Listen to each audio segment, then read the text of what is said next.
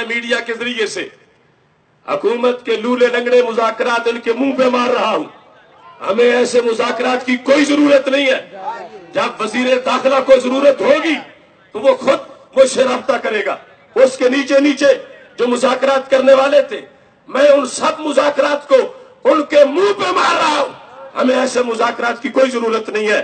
اور میں اگلے لائحہ عمل کے لحاظ سے جو پیران طریقت شیوخ الحدیث اور تنظیمات اہل سنت مجھ سے پوچھ رہی ہے کہ لائحہ عمل کیا ہے، تو انشاءاللہ 3 نومبر کو ہم ملک بھر میں اس دھرنے کی حمایت میں اور اس دھرنے کے مطالبات کی حمایت میں 3 نومبر کو ملک بھر میں شٹر ڈاؤن ہوگا، ملک بھر میں ہڑتال ہوگی، ہر تجارتی مرکز بند ہوگا، ہر دکاندار اپنی دکان بند کر کے ایمان کی گواہی دے گا.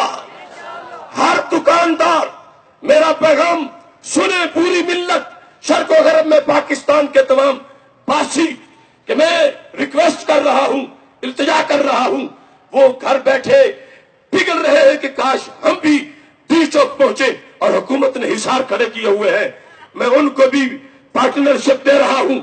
ہر دکاندار 3 نومبر کو اپنی دکان بند کر کے ختم نبوت اور اپنے ایمان کے لحاظ سے گواہی دے کہ وہ بھی پارلیمنٹ کے اس دھرنے کے ساتھ اپنا ووٹ کاسٹ کر رہا ہے.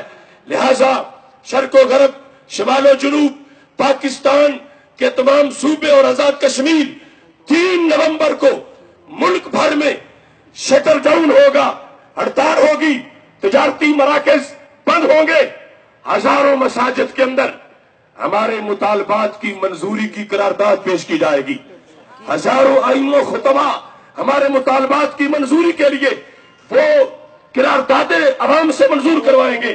اور ہر مسجد سے ایک جلوس نکلے گا، ہر مسجد سے ایک جلوس نکلے گا اور شہراؤں پر دھرنے ہوں گے. نماز جمعہ کے بعد شہراؤں پر دھرنے ہوں گے اور ہر طرف ایک ہی آواز گونجے گی، تاجدار ختم نبوت، تاجدار ختم نبوت، تاجدار ختم نبوت.